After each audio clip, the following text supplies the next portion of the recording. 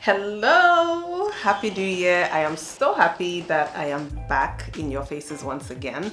I hope you had a fantastic holiday and I hope you have hit the ground running in 2024. Okay, so don't mind me, I am all smiley today, but some people might hate me by the time I am done with this video. Okay, because of course you have seen the title and the thumbnail. I want to give you unsolicited advice because what better way to start the year? Even before I introduce myself to the people who are new on this channel, I just want to smash this thing out because I'm a bit nervous. So the first thing I want to say is don't bring your kids on a student visa if you're not coming with a partner. And when I say partner, it could be a spouse or some other responsible adult in your life, okay?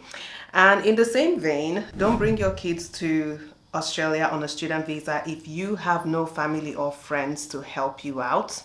Don't bring your kids to Australia on a student visa if you have no substantial savings beyond your first semester's fees. Are you listening? Don't bring your kids to Australia if they are of school age, especially within kindy age or primary school age, and the primary visa holder is not eligible for a fee waiver for their school age dependent children. Okay, if you thought, okay, that's not too bad, I thought it was going to be worse, then wait for the next one. Do not get pregnant, do not have kids, or do not have a child while you are on a student visa, even if you're here with your partner. Yes, so that's the unsolicited advice.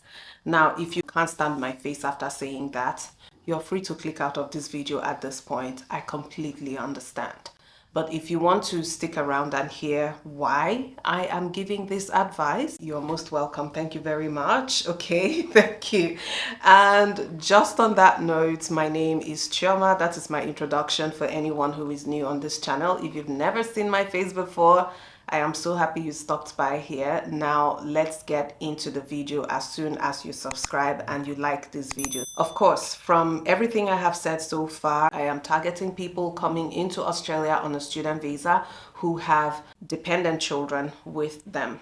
And why am I making this video in the first place? Would you believe it that this is something I have seen in lots of comments and inquiries, especially through my Instagram DM. What I have observed is that on my Instagram, people are more personal, more open, and they would share more about themselves, what their personal situation is, and their plans around relocating to Australia. So I get a lot of such inquiries. Now, the funny thing is that I don't remember people specifically asking me questions related to some of the advice I have already given, okay? Let me give you an example. Someone would come into the DM and say, Chioma, I am a single parent. I have this many children ranged in age between this and that. I have plans of coming to Australia. Now, my questions are, can you recommend a good suburb where we can live in? Can you recommend a good school for my kids? Can you tell me how I can land my first job? And my usual response is, wait. I think you're putting the horse before the cart. Sis, that is not the question you should be asking. Let's backtrack a little bit. Did you say you are a single parent and you're coming in with 2 children, 3 kids by yourself, and you're coming on a student visa? I think the first question should be, how are you going to cope in the first place? I have had other people say, oh, Chioma, the plan is that I will come in with the children first and then the husband or the wife will join me 1 year later. My question remains the same. How are you going to cope? Have you even thought about it in the first place? Because it seems to me like that is a part that is not even considered, which should be considered, because those are the things that will make your journey difficult from the very beginning. Those are the things that will see you struggling significantly from the very beginning. Relocating, as I always say, is a big deal. It's a significant move because for a lot of people, it means uprooting your lives, whether wholly or partially, from a place where everything that is familiar is close to you, and replanting it in a completely different system, especially in the context of someone moving from a place like Nigeria, right? So it's difficult already. You're going to find that it will take you years. I did not say months. It's going to take you years to adjust to that new system.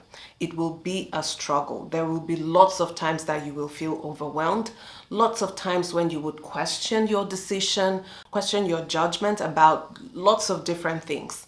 So you don't want to make it even more difficult than it is already. Going into the reason why I am giving this advice, especially for people bringing their kids on a student visa and they are coming alone. Do not bring your kids on a student visa if you're not coming with a partner. And I guess from everything that I said, maybe it's already obvious why you shouldn't be doing that. It's going to be super difficult for you to manage completing your studies as well as care arrangements for your kids. Regardless of whether your kids are of school age or not, it's going to be difficult. And let me tell you, there's like two sides of this coin. Whatever side you pick comes with its own unique challenges. If your kids are not yet of school age, then you have daycare costs to battle with. If on the other hand they are of school age, then depending on the qualifications that you're studying towards as the primary visa holder, you will likely have to pay international fees for your kids as well. So regardless of how you see it, there is a significant cost involved if we're looking at the financial side of things. But beyond that, there will also be the emotional, the mental, the physical, the psychological part that you will have to manage and manage alone. Now, am I saying that if you are a single parent, then you cannot come to Australia on a student visa, you cannot bring your family with you? No, that's not what I am saying. What I am saying is that you need to carefully plan around this, which is why I said in my second point that if you have no substantial savings beyond your first semester fees, sis, bro, rethink your plans, all right? And listen, even for two-parent families who come in together as we did, it was still challenging, super challenging. I don't know if I have shared it on this channel, but 3 years after my studies, 3 years after I completed my master's, I still felt like I was recovering from that experience. I was so traumatized. I know that this is a word that is bandied about a lot. I'm going to use it anyways. I felt so traumatized that if anyone suggested anything about further education for me, I would bite off their ears. Like, don't talk to me about going back to school. It was a stressful period, very stressful. I don't know if there's another word to qualify the impact of that experience on me, okay? Imagine going through that journey by yourself and then still having to take care of kids. Now, I did mention that if you have no family or friends to help you, then you should also consider not bringing your kids on a student visa. Yes, you might have family here and it is possible that they can help you, but it requires a conscious conversation with your family around how they are going to support. You need to get a statement of commitment from your family. Don't just assume. The society here is structured so differently that it breeds a certain kind of lifestyle, a lifestyle where everyone is busy. You cannot just assume that your family and friends will be sitting around and always available and willing to help. Let me see if I can paint a scenario here for you. Back in Nigeria, you would see that even if mom and dad are working, but they have like teenage children, sometimes they can get the teenage children to help other family members babysit. You get what I mean? But even here, your teenage children have their own lives. You cannot be asking them to babysit. Teenage children are maybe concentrating on their studies, they've gained admission into uni and they have their own schedule around that which you cannot interfere with. Yeah, you can't ask your child who is in uni to not go to school because they have to babysit your kids. A lot of them pick up jobs, okay, casual jobs to support themselves. You cannot be asking them to not go to their casual jobs just to babysit your kids. That's what I am saying. Yeah, you get the picture, right? The society here just encourages people to have a life of their own. If your kids are of school age, especially within the kindy age bracket or primary school age bracket, and you as the primary visa holder, you're not studying towards a PhD, okay, in which case you might qualify for a fee waiver for your kids to be able to attend public school for free, all right? That applies in most states here in Australia, I believe.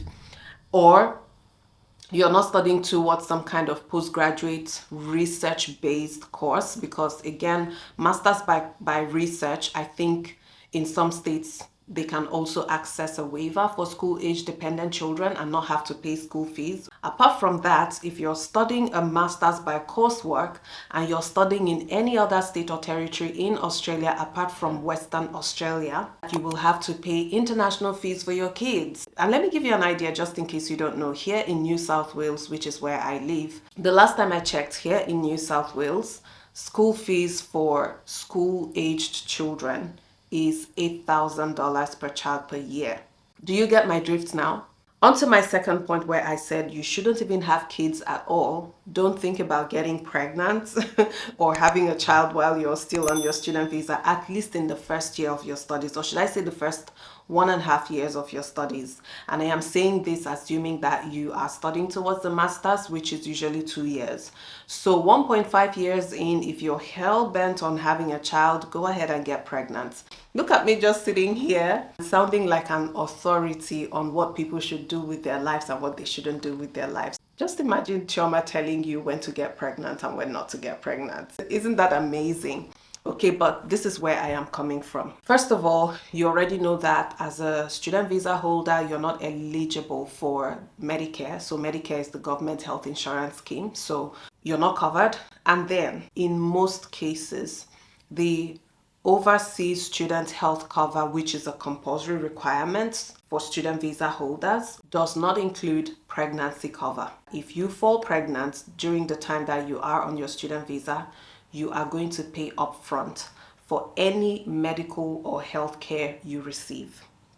Yes, you will. Even if you were anticipating getting pregnant within the time that you're studying and you go ahead and take pregnancy cover included in your insurance. The funny thing is that most insurance providers stipulate a 12-month wait period before you can even access any of those pregnancy care benefits. So at the end of the day, it doesn't make sense. You're only going to be pregnant for 9 months. By the time you have that child, you will still be in your waiting period in terms of accessing benefits through your insurance provider. So it doesn't make sense at the end of the day. It means you're still going to be paying out of pocket for any medical expenses you accumulate. Doesn't make sense.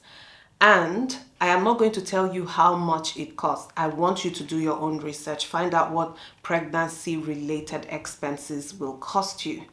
Think about GP consultations, your antenatal, any special tests, like medical tests that you need to do, and then the birth, the delivery itself, labor and delivery. That one will finish you if you've not thought about it. So don't get pregnant while you're on the student visa. That is just what I am saying, okay? And I am saying this even if you're here with a partner. That's why I would recommend personally that you wait until you're like 1.5 years into your course and you just have one more semester to go or half a year to go. If you still want to go ahead, then maybe you can go ahead. But of course, even if you were doing that, factor in the 12-month wait period so that you know how to plan yourselves and when you want that child to arrive. I hope that is making sense. So this is just where I am coming from, okay? It's not in my place to tell you what to do with your lives, when to have your kids, how many kids you should have. It is not in my place. And another major thing about why you should consider all of this carefully on a student visa is the restrictions on work hours as a student visa holder. Except you're studying towards a PhD, I believe you're not entitled to work more than 24 hours a week or 48 hours a fortnight. That, by extension, will affect your finances. If you're not working full-time, you're not earning a full-time income, it also means that you cannot be spending like a full income earner. So how is that going to work for you if you're not working full-time? Your partner is also not working full-time, because guess what? Your partner is also subject to the same work hour restrictions as yourself if you're studying a bachelor degree. Now, if you're studying towards a master's or anything higher than that, then your partner can work full-time, okay? But even then, consider the cost. You're paying tuition, you still have to pay rent, which is massively expensive here in Australia. You have to pay rent, you're dealing with international fees for your kids as well if they are of school age. If they are not of school age, you have to think about daycare for when you are working or your husband is working or you're attending classes.